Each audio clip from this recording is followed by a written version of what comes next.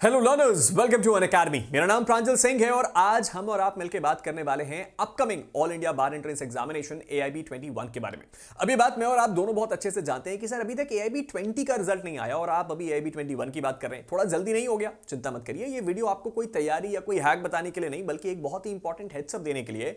और अल्टीमेटली अगर आप अगला AIB एग्जाम अटेम्प्ट करने वाले हैं, यानी कि ये AIB एग्जाम आपका अच्छा नहीं गया है या आप वो स्टूडेंट है जो फाइनल ईयर में है या ग्रेजुएट होने वाले हैं बहुत ही जल्द नेक्स्ट ईयर और आपको अगला AIB एग्जाम अटेम्प्ट करना है, तो शायद ये वीडियो आपके लिए बहुत इंपॉर्टेंट है। और इस वीडियो में आप बिल्कुल भी चिंता नहीं करिए, मैं आपको अपना कोई कोर्स सेल नहीं करने वाला, मैं ये नहीं बोलने वाला कि इससे पढ़ लो मुझसे पढ़ लो, नहीं, ना ही मैं आपको पढ़ने बोलने के लिए आया हूं। और मैं आपको यहां पे कोई भी ऐसी बात नहीं बताने वाला जो आपको डिमोटिवेट करेगी। ये प्योरली एक ऐसा वीडियो है जिसके अंदर मैं आपको कुछ ऐसी इंपॉर्टेंट चीजें डिस्कस करके बताना चाहता हूं जो शायद अगर आपको अभी से पता हो तो जो मेरा अल्टीमेट ड्रीम है वो पूरा हो पाएगा कि सर एक AIB का एग्जाम ऐसा भी हो जहां पे 5% से ज्यादा बच्चे फेल ना हो। प्रेजेंटली अगर देखा जाए तो ये 40 से 50% के बीच होता है। तो चलिए शुरू करते हैं हमारे इस वीडियो को और समझने की कोशिश करते हैं इस वीडियो में कि अगर AIB 21 अगले साल जून में हो रहा है तो वो कौन कौन सी बातें हैं जिसके बारे में आपको पता होना चाहिए। इन सब चीजों से पहले अगर अभी तक आपने मेरे टेलीग्राम चैनल प्रांजल सिंह अनअकैडमी को फॉलो नहीं किया तो उसको फॉलो कर लीजिए। यहां पे आपको मेरे जितने भी फ्री पीडीएफ्स हैं वो मिल जाएंगे और साथ ही साथ जितना भी कंटेंट है फ्री ऑफ कॉस्ट मिल जाएगा ताकि आपको सारी चीजें अप टू डेट मिलती रहे और आपकी प्रिपरेशन थोड़ी आसान हो जाए। शुरू करते हैं समझने से। और इस चीज को देखने के बाद ज्यादातर बच्चे बोलेंगे कि सर ये तो आप डरा रहे हैं, ये तो सर सही बात नहीं है। डरा नहीं रहा हूं, बस एक फैक्ट शेयर कर रहा हूं ताकि आपके लिए इस पूरे वीडियो में जो अंडरस्टैंडिंग है वो बहुत क्लियरली स्टैब्लिश हो पाए। AIB 19 का जो एग्जाम हुआ था ना उसमें तकरीबन 52,000 बच्चे फेल हुए थे।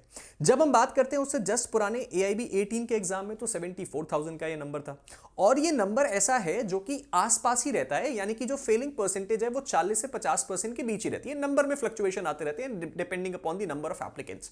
और ये इस बात को साफ साफ दर्शाती है कि सर AIB 18 और 19 तो कंपैरेटिवली इतने लेंदी नहीं थे जितना AIB 20 था और AIB 21 इससे भी ज्यादा टफ होगा, ये बात मैं आपको क्लियरली कह सकता हूं। अब चलिए समझने की कोशिश करते हैं कि मैं किस डोमेन के बारे में बात कर रहा हूं। अभी तक आपने ये स्पेकुलेशन देख ली होगी कि दिल्ली हाई कोर्ट में बार काउंसिल ऑफ इंडिया ने ये बात ऑलरेडी एक्सेप्ट करी थी कि हम अगला AIB 21 का एग्जाम जो है वो जून 2026 में करवाने वाले हैं। तो उस मैटर में जो भी एप्लीकेंट थे वो जून में अटेंड कर सकते हैं। लेकिन हमें सुनने को ये आई बात कि अगर जून 2026 में एग्जाम हो रहा है तो आपके पास मोर और लेस 6 महीने, और इस 6 महीने के लिए आपको क्या इस एग्जाम के लिए अलग से तैयारी करनी पड़ेगी? नहीं, लेकिन कुछ ऐसी चीजें जिसके बारे में डेफिनेटली आपको हेड्सअप लेना पड़ेगा ताकि ये एग्जाम आप सही तरीके से कंफर्टेबली बिना किसी स्ट्रेस के क्लियर कर पाएं। अब इसके लिए जरा हमें यह समझना पड़ेगा कि ये AIB एग्जाम पिछले कुछ समय से कर क्या रहा है। सर अगर हम देखें तो AIB 17 का जो पेपर था ना वो मॉडरेट के आसपास था। AIB 18 भी लगभग मॉडरेट ही कहूंगा मैं। AIB 19 थोड़ा सा एनालिटिकल हो गया था, लोगों को थोड़ी दिक्कत हुई, लोगों को लगा नहीं ऐसा है वैसा है, लेकिन फिर भी कई लोगों के लिए कंफर्टेबल एग्जाम था। AIB 20 स्पेशली लेंदी था। अब मेरी इस बात को बहुत ध्यान से समझिएगा, AIB 20 का एग्जाम टफ नहीं था, AIB 20 का एग्जाम लेंदी था।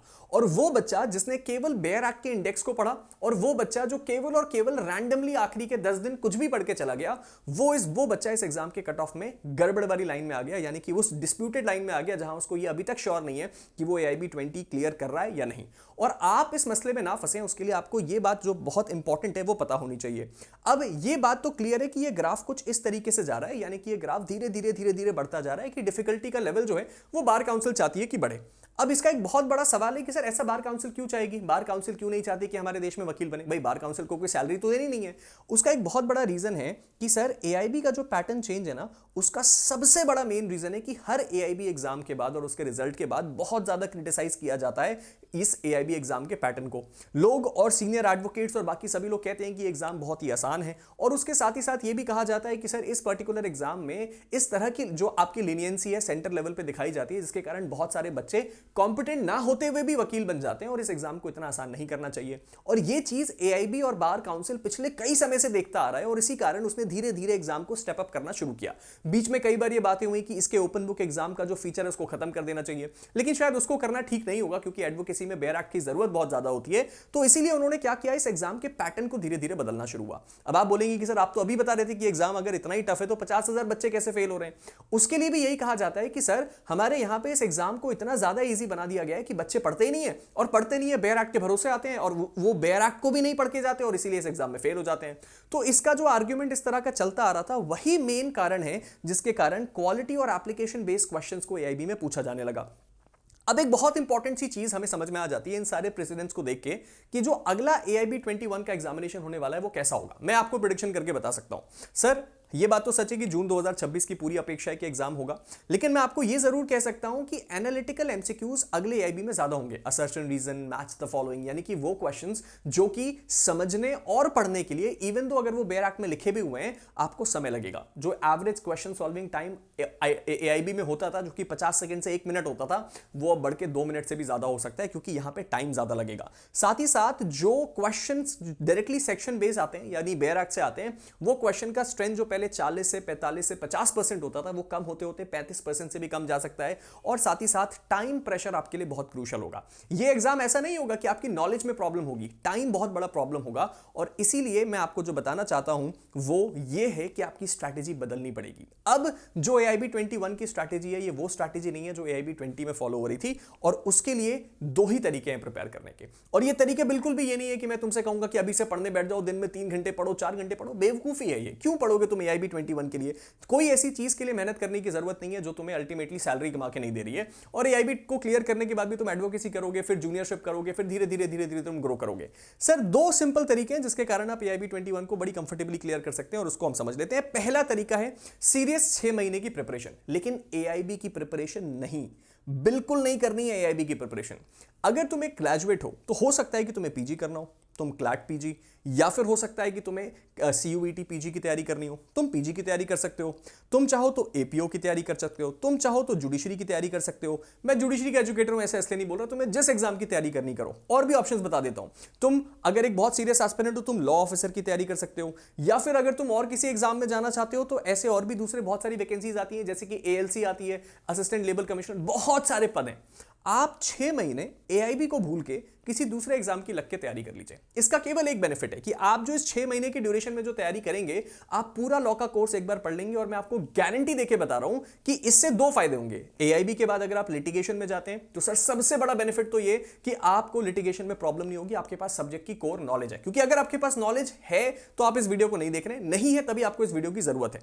दूसरी इंपॉर्टेंट चीज ये है कि एआईबी आपके लिए केवल एक 1 डे एग्जाम रहेगा, कि आप एआईबी के एक दिन पहले एक पेपर को खोलें, पढ़ लें क्या सिलेबस में आते हैं और आप एग्जाम अटेम्प्ट करने, इतना ही आसान रहेगा आपके लिए। और अगली इंपॉर्टेंट चीज कि अगर आपने इनमें से किसी चीज की तैयारी करी तो क्या पता आप इस एग्जाम को भी क्लियर कर पाएं, तो आप बेसिकली एक सेफ साइड पर रहेंगे। आइडियली अपने साल को वेस्ट मत करो कि अभी थोड़ा एंजॉय कर लेते हैं, अभी तो ग्रेजुएट हुए हैं। थोड़ी बहुत तैयारी करने में बिल्कुल भी हर्ज नहीं है, और इन एग्जाम्स की तैयारी करने में आपको दिन के 2 या 3 घंटे देने होते हैं पर डे के हिसाब से। दूसरा तरीका है 2 मंथ का वेकअप प्लान। अब अगर आप ये काम नहीं करना चाहते, आप ऑलरेडी कहीं इंगेज्ड हैं, कुछ मत कीजिए। एआईबी एग्जाम अगर जून में होने वाला है ना, तो अप्रैल एंड से थोड़ा सा जाग जाना। अभी जाओ, जाके रिलैक्स करो, एंजॉय करो, जैसे एंजॉय करना है करो, लेकिन अप्रैल एंड से थोड़ा सा जाग जाना, थोड़ा सा अटेंटिव हो जाना। और इस अटेंटिव में पढ़ाई बिल्कुल मत करना। ना मैं तो कहीं नहीं रहा पढ़ाई करनी है, बस एमसीक्यूज को सॉल्व करना शुरू कर देना।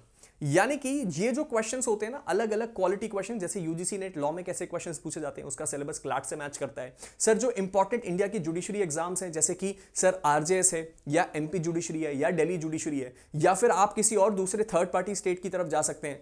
इन स्टेट्स में जिस तरह के प्रीलिम्स के क्वेश्चंस पूछे जाते हैं, एआईबी भी वैसे ही क्वेश्चंस पूछ रहा है। और यहां पे ज्यादा फोकस आपको यह करना है कि आप क्वेश्चन सॉल्विंग अपनी बढ़ा लें। और क्वेश्चन सॉल्विंग सबसे बड़ा जो बेनिफिट आपको देके जाती है वो ये है कि आप जितना ज्यादा एमसीक्यू सॉल्व करेंगे, उतना ज्यादा आपकी एनालिटिकल स्किल इंप्रूव होगी और आपके कॉन्सेप्ट उतने ज्यादा क्लियर होंगे। तो पढ़ाई को आप कह सकते हैं कि आप 40% का वेटेज दें, लेकिन 60% आप क्वेश्चन सॉल्व करें, आप बड़े कंफर्टेबली इस एग्जाम को क्लियर कर लेंगे। तो मैं ये कहता हूं कि अगर आपको आखिर में जाके दिन के 10 घंटे पढ़ने पड़े, 12-12 घंटे की लाइव अटेंड करनी पड़े, उससे बेहतर है कि अगर अभी दिन के 2 घंटे दे दें, जो अल्टीमेटली प्रैक्टिस में भी हेल्प करेगा, जॉब में भी हेल्प करेगा, एग्जाम को भी क्लियर करवा लेगा। तो ये मेरे हिसाब से एक हेड्सअप है जो आपके लिए सीरियसली बहुत ज्यादा हेल्पफुल हो सकता है, और शायद आपकी प्रिपरेशन और अगले अटेम्प्ट को काफी ज्यादा बेहतर बना पाए। क्योंकि अल्टीमेटली हम सबको ये बात याद रखनी है कि एक एआईबी ऐसा जरूर होना चाहिए जब एआईबी या बार काउंसिल की बॉडी खुद नोटिफाई करे कि इस एआईबी में रिकॉर्ड लो केवल 4%, 5% या 3% बच्चे फेल हुए, जो कि नॉर्मल कोर्स में होते ही हैं, क्योंकि वो बच्चे जो एग्जाम अटेम्प्ट नहीं करते वो फेल की कैटेगरी में आ जाते हैं। खैर, हम फिलहाल इस वीडियो को एंड करते हैं। अगर ये वीडियो आपके लिए हेल्पफुल रहा तो आप मेरे टेलीग्राम चैनल प्रांजल सिंह अकेडमी को ज्वाइन कर सकते हैं, जहां पे आपको सारी की सारी इंफॉर्मेशन, बेनिफिट्स और जितनी भी जानकारियां सब मिल जाएगा, और साथ ही साथ मेरे फ्री स्टडी मटेरियल्स भी। और उसके साथ ही साथ अगर आप एक ऐसे ऐसे लर्नर हैं जो इस वक्त अनअकैडमी को ज्वाइन करना चाहते हैं, तो अनअकैडमी का सीक्रेट सेंटा आपके लिए लेके आया है इस वक्त अनअकैडमी जुडिशरी का सब्सक्रिप्शन सबसे रिकॉर्ड लो प्राइस में, जो है 9,999, और ये वैलिड है 1 साल के लिए। जी हां, आपको 1 साल के लिए अनअकैडमी की सारी बैचेस, सारे कोर्सेज, क्वेश्चन बैंक्स, हर चीज का एक्सेस मिलता है। और इसके लिए आप मेरे कोड PS का इस्तेमाल कर सकते हैं, जो आपको दूसरे भी सारे बेनिफिट्स देता है। और ध्यान रखिएगा, ये ऑफर वैलिड है केवल दिसंबर 24 तक के लिए। और साथ ही साथ अगर अभी तक आपने ऊना को ट्राई नहीं किया है तो उसको भी तैयार जरूर कीजिए, क्योंकि शायद ये भी आपकी प्रिपरेशन की गेम को बदल दे। मिलते हैं आप सभी के साथ एक नई वीडियो में गाइस, तब तक के लिए stay motivated and keep learning. Thank you.